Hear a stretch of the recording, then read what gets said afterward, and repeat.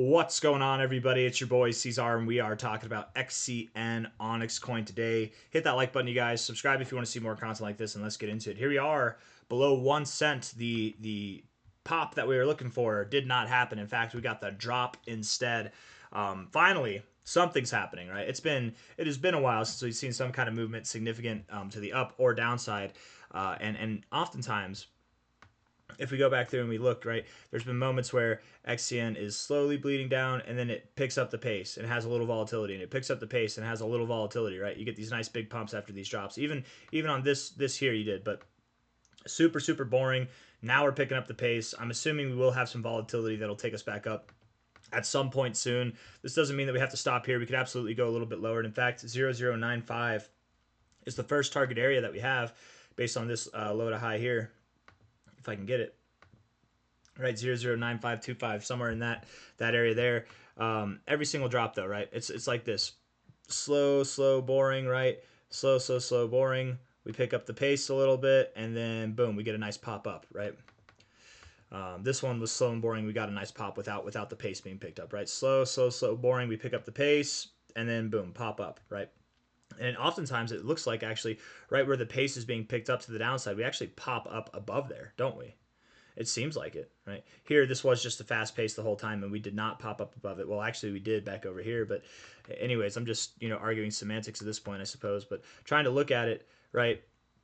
Here, you're moving down at a slow pace in comparison to the drop, and then once you finally began the drop, commenced the drop, you bounced to a part that was higher than where that final onslaught to the downside started. So if our final onslaught started right up here at about 1.05 cents, I would assume that once we have support somewhere soon to come, we will see a nice little bounce up. I don't anticipate that Bitcoin will bounce as hard as XCN does. So the idea here would be, again, that we're looking for is that we get some kind of nice recovery before Bitcoin completes its drop to help us absolve going below the land of the rising sun. We want to stay above this area, because if not, it just would imply that we're going to see a more significant drop than we were originally anticipating, and nobody likes that. That's never fun. But it can happen. Prepare yourselves. It's very possible. If you're not aware or prepared, you're going to be scared, and you don't want that. Fear is a very powerful emotion, especially in this game, man. But the 1-6-1-8 golden ratio lines up very well with the bottom of this range here. Gives me a lot of confidence that it'll hold. The only thing that doesn't give me confidence, the one thing that's in the way of that confidence, is that from the current price down to that area, that's a 15% drop. Bitcoin, however, if I can, oh man, it's all the way back, so I got to get going here. Let's see. 72 to 71K is where I think we're going to go. Let's put it right in the middle there. That put us at about a 15% drop for Bitcoin. So if Bitcoin drops about 15%, XCN is not going to drop about 15%. It's going to drop more. Of course it is. Of course it will. And don't be surprised by that. You shouldn't be surprised by that if that happens. 7.5% to the downside now. You're actually holding up kind of well versus XRP even, right? That's kind of nice. It's kind of encouraging, I suppose. But the day is young. The drop is fresh. Let's see how this continues. Definitely anticipating lower prices. Definitely fully expecting that to happen. Very ripe opportunities to buy. Not financial advice, not a financial advisor. I wouldn't buy here. I think that it does go a little bit lower.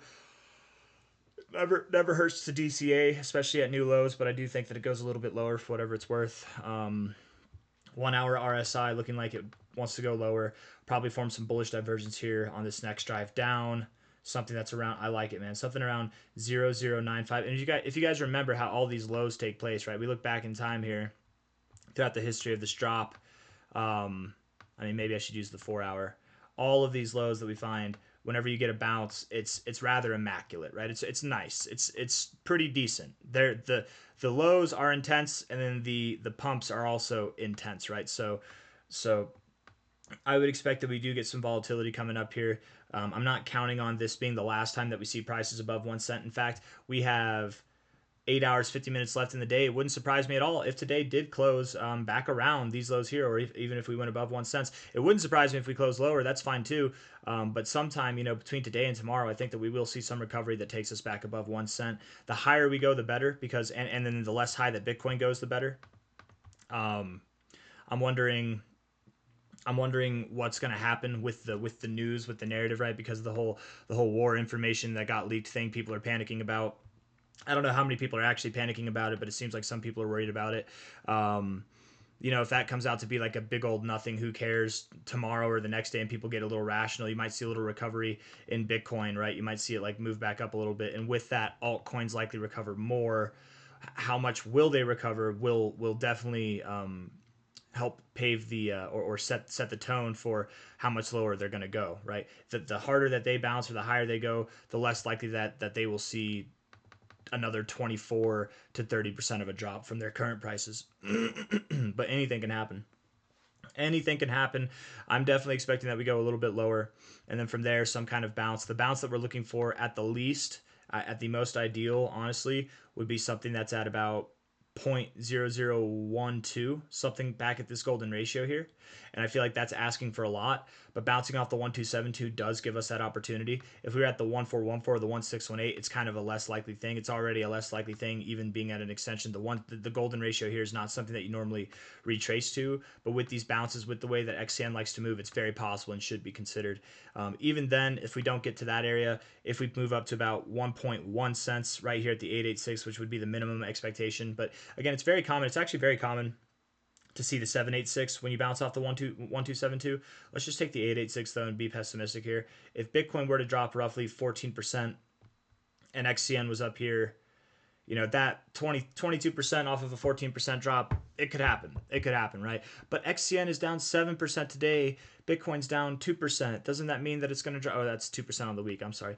Bitcoin's down 3.4%. Doesn't that mean it's going to drop more than double? No, that's not. I mean, just right now it's dropping more, but not throughout the whole drop. I don't think that it will. We'll see. I mean, it could. It's possible. And if it does, maybe we go a little bit lower. We have targets that are just a little bit lower at the 007676, 007375. Right, somewhere in that area as well could be support, and that would make sense from a 30% drop, even a little bit more than a 30% drop. But before we start counting on that, let's just see how we resolve ourselves with this first little interaction. I think that over the next 24 to 36 hours, we will have some kind of relief bounce, not a dead cat bounce, but just like a little relief bounce here at an area where we found support before on this day at the 1272, very sensible area to find support, and then from there we will show constructive behavior to the downside and begin our final onslaught to something around 0.008434 to 0.007375. Something in this area, I guess, is what we're anticipating. But the higher you go, the less low you go. Does that make sense? I hope that makes sense. Afterwards, my friends, we're going to see some phenomenal growth. We're going to break the hell out of this range in a very phenomenal, spectacular fashion. I want to see XCN versus BTC real quick. How's that going? Seen a little drop today, yes. Down about 1.3% versus Bitcoin. Is that right? If Bitcoin's down 3.4% and then XCN's down 7%, that's only 1.3% difference. I don't know how it all works. Let's see. Low to high here. We are at the 1618. So that's kind of encouraging, right?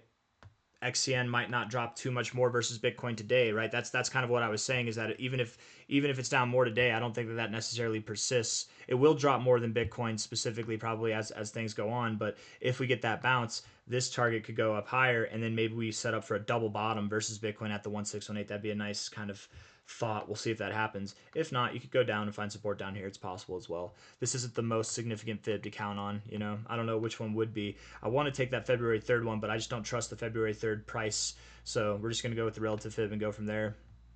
Maybe we have something on the low to high here. Low to high here. All the way down there at 953, however many zeros that is, 6 zeros, 953. I don't see this thing dropping another 20. It could happen.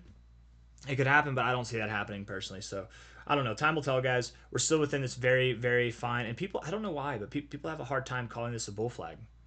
I don't know why. Like look up bull flag on Google. What is so hard about this? I don't get it.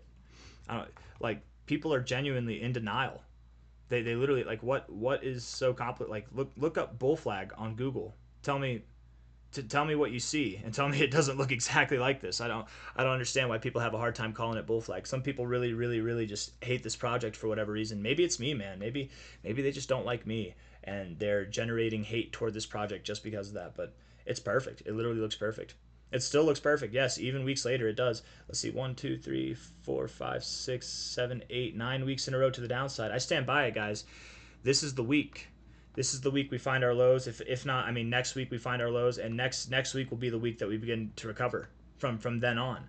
From the week of March 31st and onwards, I think we will begin to recover. That doesn't mean March 31st specifically, but that week I think will be our first kind of green week, our turnaround point throughout this whole range here. But time will tell. We'll see how it goes. I've got nothing else, guys. I'm just rambling at this point. So hit the like button, subscribe. Thank you all for being here. Prepare yourselves for lower prices. Don't FOMO once we get a little pop here in the next 36 hours. It could happen any moment, right? It could happen in 4 hours from now. It could happen by the end of this day, or more likely, I think it happens sometime tomorrow or very early the next day. But over the weekend, I suppose. Yeah, that's when we'll get that little volatile pop up, and then hopefully it takes us to 1.2 cents or higher. If not, well, we might be going below the land of the rising sun after all. Justin's sun has forsaken us, and we will destroy our idols of him and our altars built in his name. All right, take it easy, guys. Bye bye.